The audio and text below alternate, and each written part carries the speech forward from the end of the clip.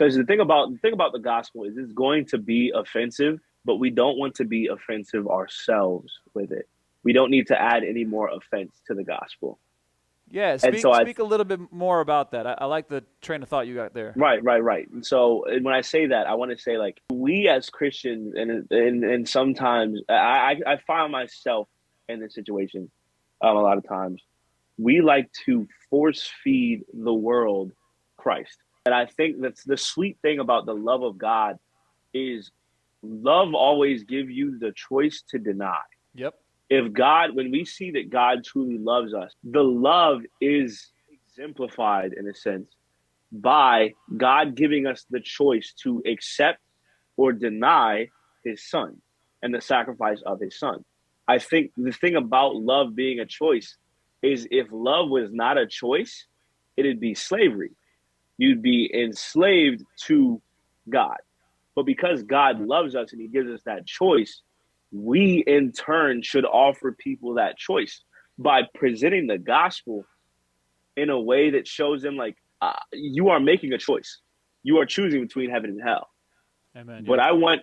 I want heaven and a relationship with God to look so appealing by how I interact with you.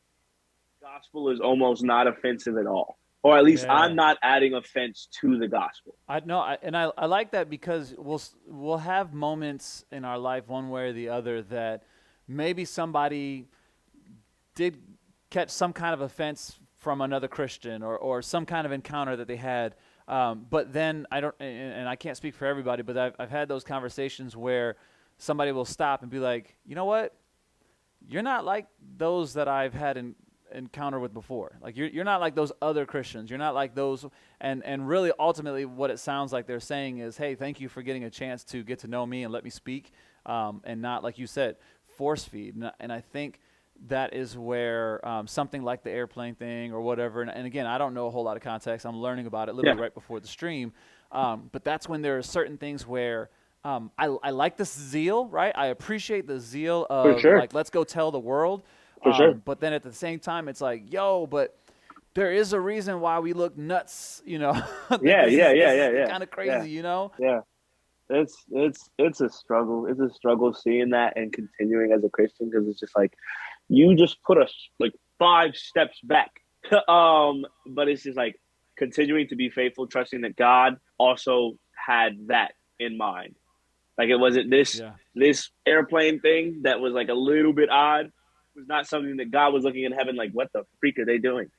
But it's he had it in it was in his plan. It's something that he has accounted for, and it's something that we don't necessarily have to put a lot of thought into.